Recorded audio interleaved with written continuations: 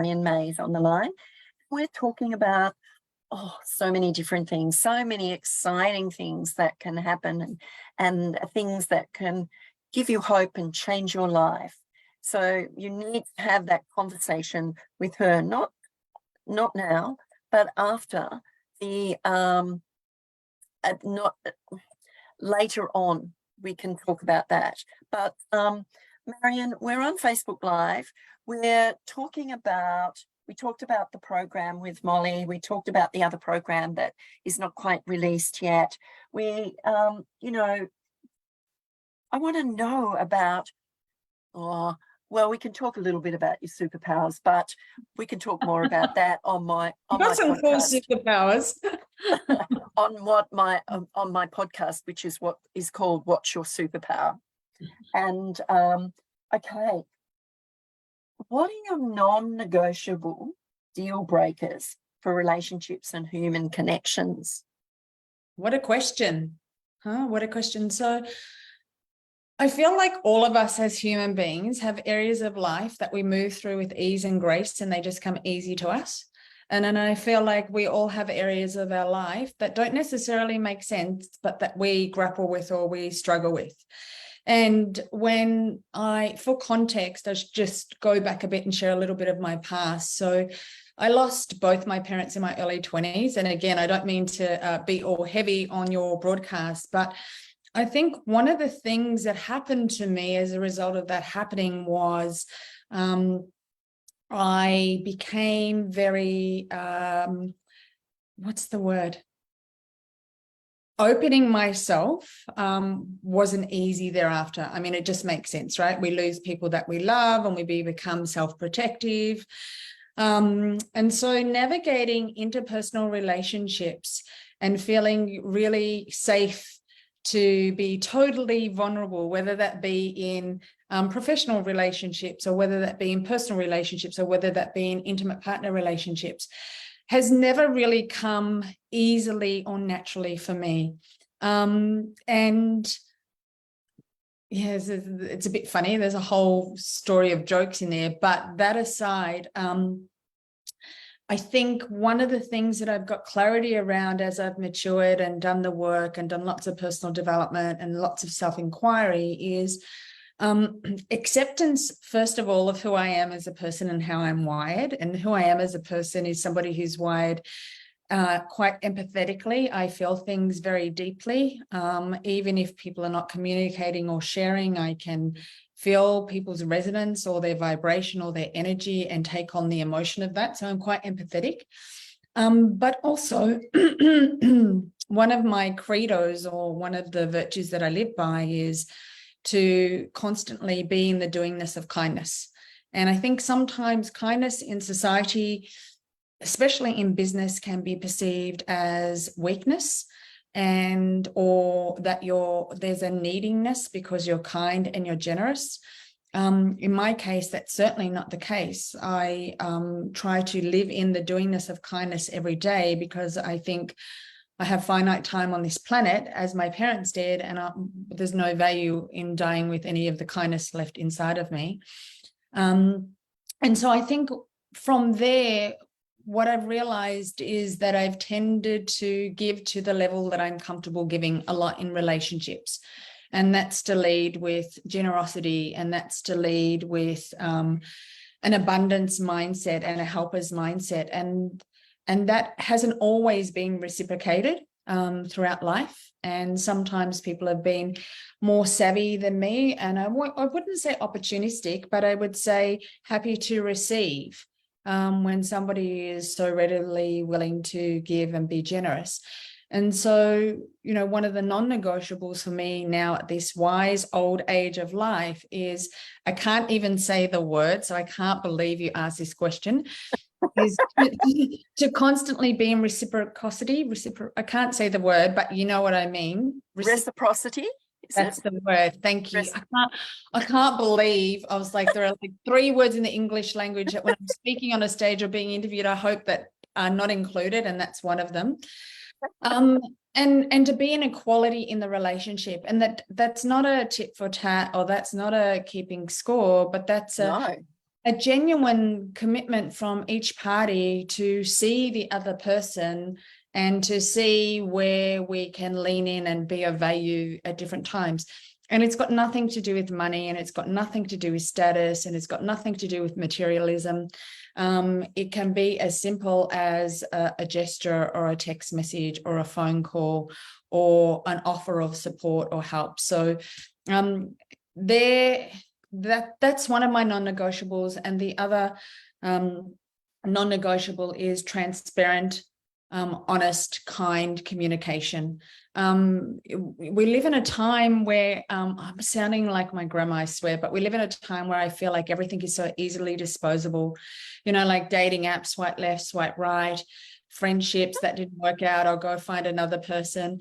And I feel like there's a tendency, or in my experience, people tend not to communicate transparently, honestly, and always kindly. Sometimes there can be, I don't really want to talk about it, or I want to avoid talking about it, and it leaves the other person kind of second guessing what's going on. So the non-negotiable to be in proximity to me or relationship to me is to be willing to have the hard conversations, but in a kind and gracious way. We are constantly, I think, pressing up against each other as human beings. I know that, I can get annoyed easily, like I'm sure other people can. I know that I can be particular about certain areas of my life in terms of standards around health or hygiene or whatever.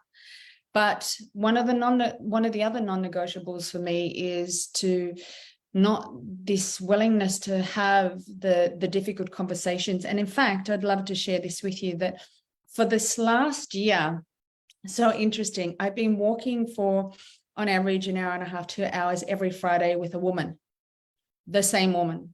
And we walk every Friday at the same time and we talk.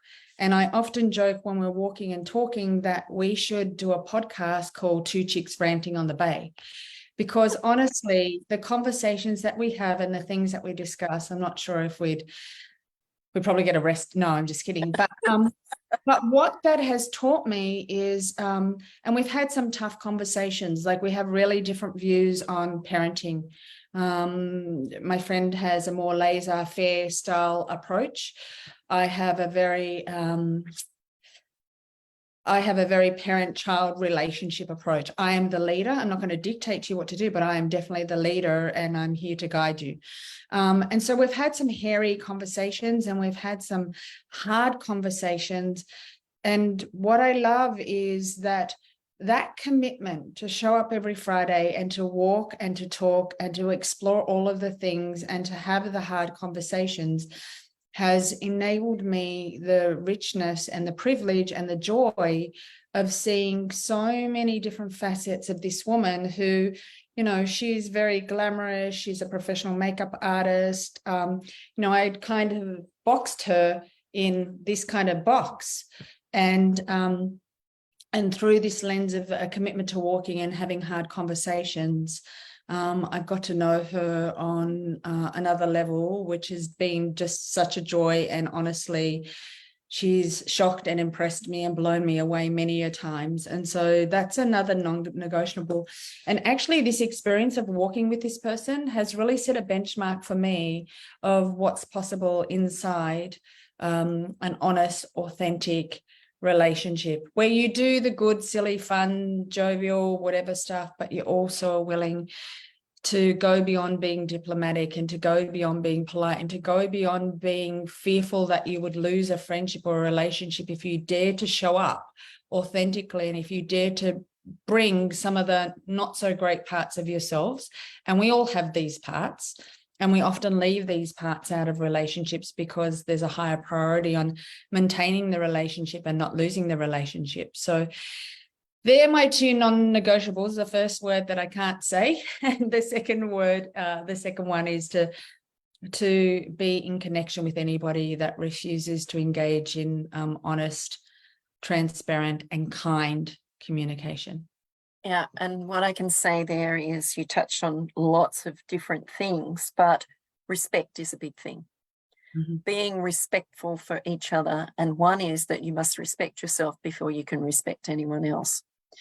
And authenticity is one of my highest values. You have to be authentic, you have to be honest, you have to be real, you have to be raw, and nothing is out of question. You can talk about anything and we can have an honest conversation about it. I think that it's really important that, and I think as we get older, we realize that we can set boundaries for ourselves and our values can change and change for the better. But authenticity, trust, love, kindness, caring are really important parts of everyone's life. And it doesn't hurt to be kind to somebody. It doesn't hurt to show that you care about somebody. Yeah. And you can have those deep and meaningful conversations without creating a, what do you say? Without creating that resentment because you said something. I think, you know, when we say we should be these ways, I think that everyone aspires to have that deep level of connection where they feel safe to fully show up as themselves and be fully expressed. But that's an incredibly vulnerable ask of most people. And it's a strength, though. The vulnerability is a strength. And it certainly has become more available to me as I've matured. I would say 10, 20 years ago, I more sat in the space of wanting to preserve relationships for the sake of preserving relationships and not wanting to speak out. But the other thing I was just going to say is I've come to the conclusion at this stage of life to remove judgment and replace it with curiosity. And I think that it's a cliche, I know, but we're just way too quick to judge. And this experience of walking with this woman has really taught me that, because during the course of the year, there were times that I had a few conundrums and I was really struggling, and I brought them to the walk and the conversation. And then she was like, you should read this book by this psychologist, and you should listen to this podcast. And I'm like, what the hell? How do you even, how are you even, how do you know about all this stuff? And she was like, oh yeah, I'm an avid reader and whatever. So I think we're too quick to judge. But what I was going to say is, I think replacing judgment with curiosity. And I think the other thing is this expectation that I've always had. Kindness is one of my superpowers. I honestly, without agenda, without reason or rhyme, I feel happiest, I feel most alive, I feel best, I feel I'm living my truer self when I'm doing kindness. But I've also come to accept that not everybody has the kindness chromosome, and that's okay. And it's not that they're unkind or it's not that they're bad people, but I feel like it's something innate, and maybe it can be cultivated, and maybe we can teach our children, and I hope we can. I think we do. But I think for some people, it just is so second nature, and it's just so natural, and it just is so easy. And then for other people, it's not. And I think that we can do ourselves a huge favor by being aware of that, rather than being kind of hurt, or why isn't that person being thoughtful back or kind back or considerate back? Yeah, well, curiosity is one big thing for me, because that's why I do what I do, because I'm curious about people and what they do and how they do things. And judgment, talking about being judging, I would have been 20, 30 years ago, I would have been judging people. But I don't do that now, because I give them the benefit of the doubt. And the curiosity, you learn so much from someone, whether they're kind or they're not kind. There's always, deep down inside, there's a kindness there. But judgment is really quite boring too, right? Because then it's finite and it's finished. And the interesting thing is, I call it the rapid judgment method. If we see a soundbite of someone, or we take a snippet of someone's behavior and we make a judgment, then we forever set in concrete that person is X. When, as you and I know, I am one of the kindest people I know, but I'm also a Scorpio, and I'm fierce, and I'm a warrior, and I'm loyal. And if you were to, harm my offspring, my children, my family, then I would have a very protective side to my personality, as equally as I have. So I can be many things to many different people at many different times based on how I'm treated, how I'm received. And I think that rapid judgment method of taking a snippet of somebody, I think judgment is so boring and limiting and uninteresting. And I feel like, dare I say this, it's for the lazy. Judgment is for the lazy. And I think also judgment can be that when they judge somebody, they see, they are pointing to them, but and they see something in that person that they don't like in themselves. And they've got three fingers pointing back at them when they're pointing that finger. So judgment, That's a hard thing to accept. I think I've read that so many times, and I've heard it in some podcasts, and I'm like, oh, that's just some personal development guru making it up, but it's true. No, it's true. What irks us in others is often unresolved or underdeveloped or unexplored in ourselves. So yeah, they're my two big non-negotiables that at this stage of life I have the confidence just to say and put on the table. Good. Yeah. It's really interesting, isn't it? There's so much to be aware of in life, and so much to be curious about. And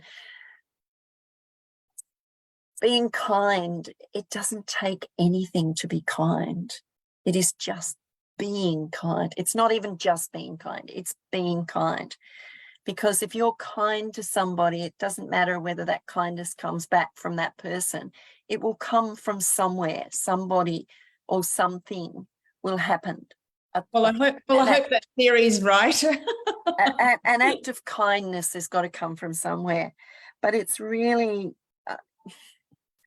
really interesting curiosity that, as I said, that's why I do what I do, because I'm curious about people and how they function.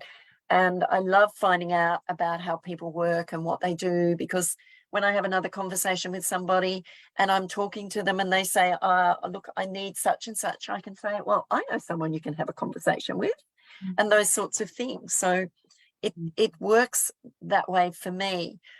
But I feel learning like, oh, you go, sorry. No, yeah. I was just going to say, I feel like that translates to like an approach in the dating world as well.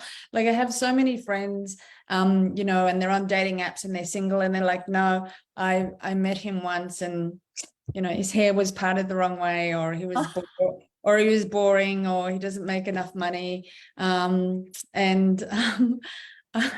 feel like, we could bring some of that to that space as well, to that landscape as well, to be, I don't know, curious, a little bit more expansive, learn about people.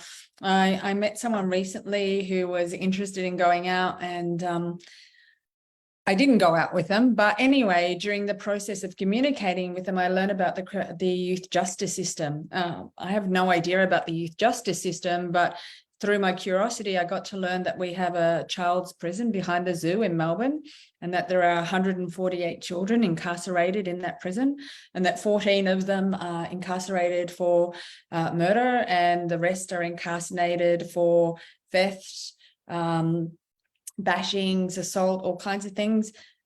I know I digress, but my point being is, where would I ever have had that conversation if not for bringing curiosity to that particular landscape? Exactly. And you can learn so much unexpected learnings through conversation, and that's, so much. You've got here kryptonite, your kryptonite. Oh God, so many. Come on, share a couple. Oh no, don't start yet. We've got to go for a break and we'll be back. But we'll talk about that. Good. Might censor a few, I think. Okay.